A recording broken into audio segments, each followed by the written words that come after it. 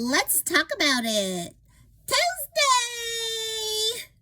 Hi, Sunday. Hi. You call me by my middle name, which is what I go by. But it's Mom to you. Okay. But yeah, speaking of days of the week, this is the day that we like to talk about it. Yeah, we like to deep dive and go there, guys. So are you ready to get wet? Yeah. Oh, I guess we're talking about dance lesson, not a swim lesson. But, okay, let's get to it. Yeah. But I like the idea of deep diving. I mean, this is soul talk, and the soul is something pretty deep within us that to be searched out, right? I mean, this has been taking quite a lot of thought and concentration, along with our lessons that we've been, the analogy of a dance lesson that we've been doing each week. So today we're back to talk about this idea a little bit more of transcendent. Can you say that with me, folks? Transcendent. Transcendent. What's the other part? Curiosity. Yeah, I like that. It just sounds good. Transcendent curiosity. Curiosity is good by itself. Transcendent's good by itself, but transcendent curiosity? Wow, that's quite the concept. Let's find out a little bit more about that this week. Last week, we really just put our big toe in. And today, we'd like to really go under. So, with that said, we are going to just start with a Bible verse. First of all, to give you a context, we are going to be talking about a scripture from the book of James. And so the author of Soul Talk likes to just refer to, what James is trying to get us to understand, because it is from the book of James. So he wrote this letter, and basically this is let me just go ahead and say what Larry Crabb said about transcendent curiosity to set us up to understand why we're going here in the Bible. Transcendent curiosity is different. What he was saying is it's different from empathetic listening. Yeah. I mean, that sounds pretty good, right? Yeah. I mean, to just be listened to and empathized with so that, you're heard, your feelings are acknowledged, right? That sometimes is what we think we're going for when we're listening, and what we think in the other position as a speaker, what we need. But he's challenging us in this, okay? So this is where this quote is starting. Transcendent curiosity is different. It involves a sense of wonder, a profound intrigue and fascination with the eternal drama that is being played out in someone's life. The first observation that persuades me that James wants us to be transcendently curious rather than empathetic is what precedes his instruction to lead with our ears. You may have heard that scripture, right? Lead with your ears is one of the I don't even think it's just in one translation. I think it's probably pretty consistent. I have two translations right here on my desk. Let's test it out. That's what I like. Let's test it out. We want to be accurate. I like that word. Yeah, I do too. So let's see. We're looking in James chapter 1. And it's the very end of the which is because it's all the way from 10 to 19. I think it's the last verse in that chunk. Give me a minute, sorry. James is always a little bit trickier, for me at least. Wherefore art thou, James? Is it really before Hebrews and Timothy, Titus? Okay, wait a minute. I have to look it up, guys. Meaning go in front of my Bible and look it up. What page is it? That's okay, however it works for you. As long as you're looking it up. I agree. Okay. James is in the New Testament and says,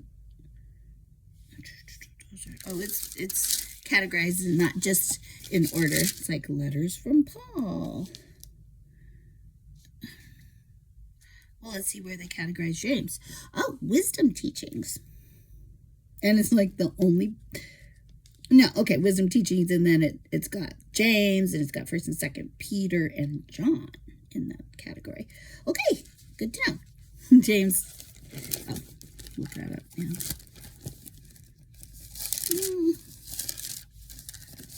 Well, I did all that, and then, there we go. Forgot the number, but I found it. Okay, so we've got the first chapter toward the end. And this, I will let you know, is the Bible that I carry around with me usually, and it is the New International Version.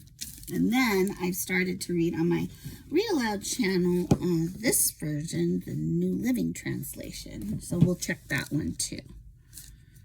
Okay. All right.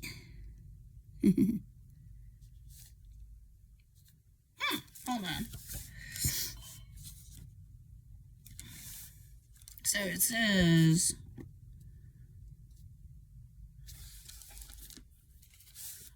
okay,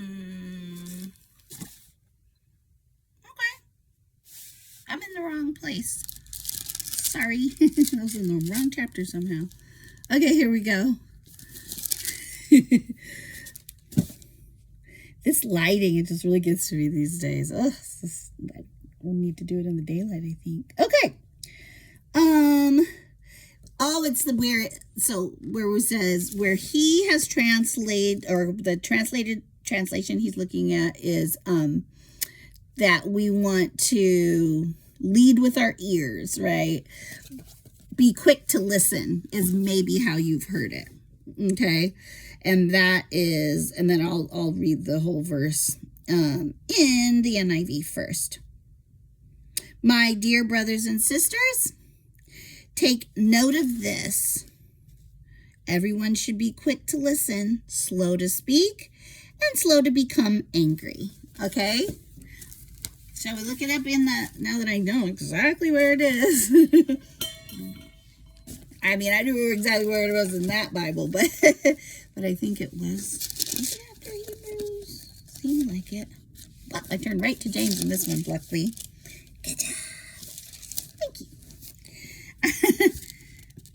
Okay, so this being quick to listen or lead with your ears is actually, in the book, it's being put in context. So we're going to read all of what comes before that. And just to know, like, why is he saying that? What's setting him up to say that? Okay, so that's in verse 19, the end of the reference verses that he gives.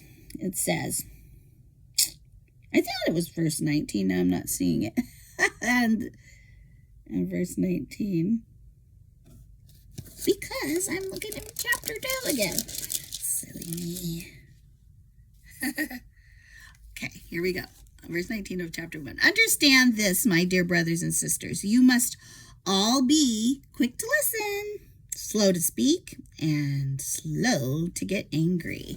Okay, so I'm going to, and I don't think he gives this translation, but you can look it up, do a little referencing, and you'll I'm sure you can find it. And so we've got James 1:10-19. Did you want to read it? I sure do. Okay. All right, here we go. Prosperity is as short-lived as a wildflower. Have you ever seen some wildflowers out there, Charles? I sure have, and they are beautiful. Oh, yeah. Did you pick some today, Mom? I actually found some chamomile flowers. Yes. Beautiful, and they smell good. Now, back to the scripture. Sorry for the interruption. So, don't ever count on it, right? Prosperity. At the very moment, everyone is looking on in admiration. It fades away to nothing. Yeah, those flowers don't last long. I mean, I was told I'm going to have to dry them if I want to use them because, before you know it, they'll just be useless. And then I found some arugula growing in my yard, and I tried. I was like, this is just going to get stepped on, and nobody's going to want to use it. I was going to pull it up, with the dirt, and try to transplant it. I don't know if that worked. Hopefully it didn't kill it. But anyway, that's just a little tangent to say that these things that it's being likened to, they're very short-lived. That's right. Like prosperity. All right, let's get back to it. Anyone who meets a testing challenge head-on and manages to stick it out is mighty fortunate. For such persons loyally in love with God, the reward is life and more life. Can I just say that again? Yeah. Okay, I'm going to start from what we're talking about, the prosperity, because we did a lot of interjections. We're both working on it. Right, Mom? Yeah. Prosperity is as short-lived as a wildflower. So don't ever count on it, okay? At least don't count on it. You never know. At the very moment everyone is looking on in admiration, it fades away to nothing. And now on the other hand here, anyone who meets a testing challenge, have you had any of those? Okay, I thought so. Head on. Okay, I did say I wasn't going to interrupt. Sorry. And manages to stick it out is mighty fortunate. Did you get that? Fortunate. Yeah. So we're talking about fortune and all kinds of treasure. So you don't have to worry about that prosperity stuff because you got it. You're fortunate when you stick it out. And you manage to do it. Okay. How are you going to manage to do it? Let's see. For such persons loyally in love with God, the reward is life and more life. I love that. Okay. Can I take a break? That was a good part. I mean, I know the rest is good, but I think I need a little break. I mean, that was powerful. Yeah, and you read it so well. I'm glad that you read it twice so we can get it and get it good. Now, let's go on to, this isn't broken up in verses here, but this is, again, James chapter 1, 10-19. So the next part says, don't let anyone under pressure to give in to evil say, God is trying to trip me up. The temptation to give in to evil comes from, can I say this part? Comes from us and us only. Thank you. You're good at punching these points today. I appreciate that. Sometimes we need to hear it that way. Yeah, we have no one to blame but the leering, seducing flare-up of our own lust.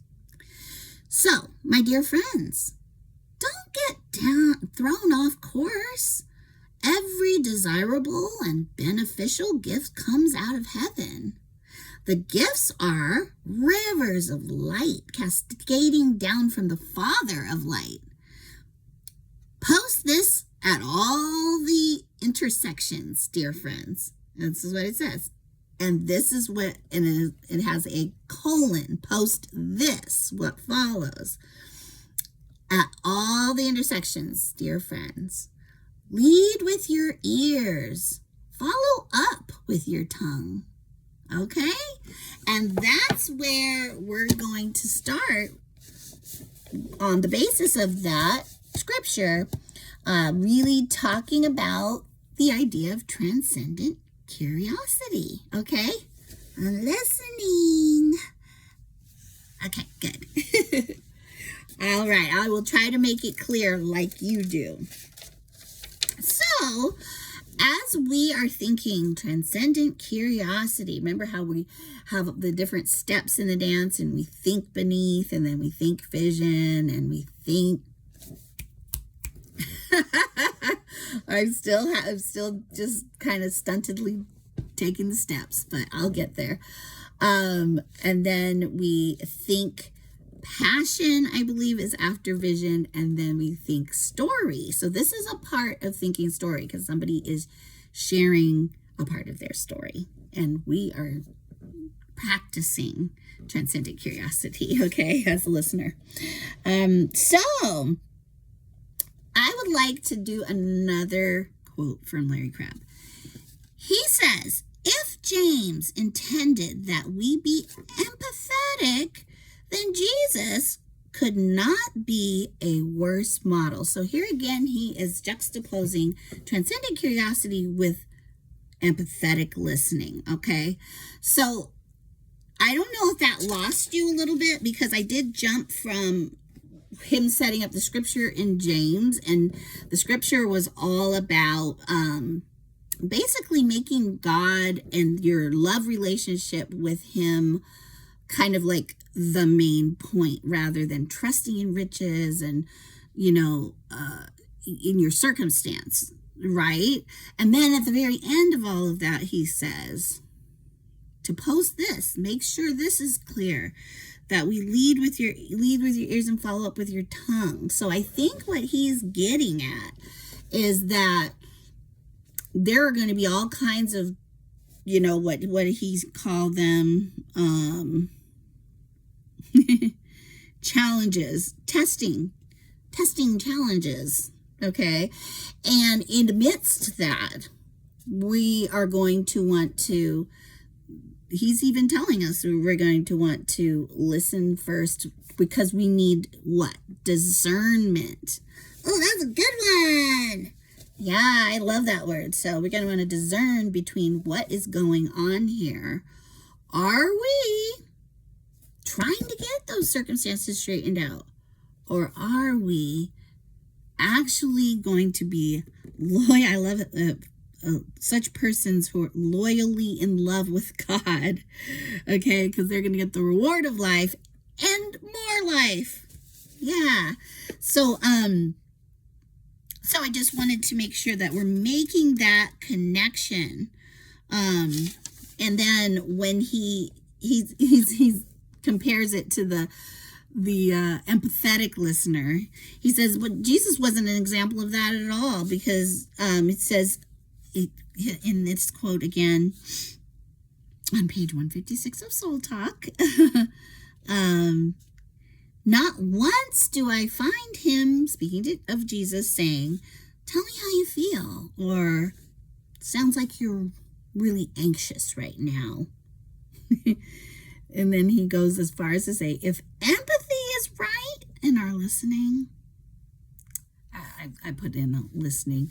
Yes, can't do it either, huh, Ma? No, I mean, Ma.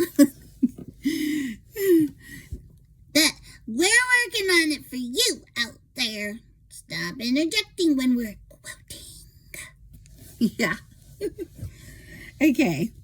So he says, if empathy is right, Jesus is wrong. And we don't want to say that. I mean, we're not saying that. So we're going to invert that sentence to say, I think he's getting at something else, right? And so he talks about a couple of different, we can call them stories, but we know they actually happened in Scripture. Like when Peter denies Jesus 3 times before the cock crows, and he told them that he was going to do that. Because Peter had blurted this out. Even if everyone else is ashamed of you when things fall to pieces, this is the translation he's using again, because you may not have heard it quite like this. I won't be. And then he said, and then Jesus said, don't be so sure. Today, this very night, in fact, before the rooster crows twice, you will deny me 3 times. Yeah, and he was right. So he dealt with it differently, didn't he? He saw the situation. He saw what Peter was focusing on. Peter wanted he wanted different circumstances. He said, hey, we're not going to let this happen, right? You're the Messiah, and you're going to do what we envision the Messiah coming and doing, and this is not it. And he's like, I'm going to stay by you, and I'm not going to let anything happen, right? Now, and then he gives a second example, and this is involving Peter again. Okay, and he says that after Jesus had offended the Pharisees by telling them that rule keeping never made anyone holy, and that wickedness comes out of the heart. Do you remember that part? Yeah, it's not what goes into your body. They're being so concerned about Jesus' disciples eating with unwashed hands and questioning him about it. And he's like, hold on, like this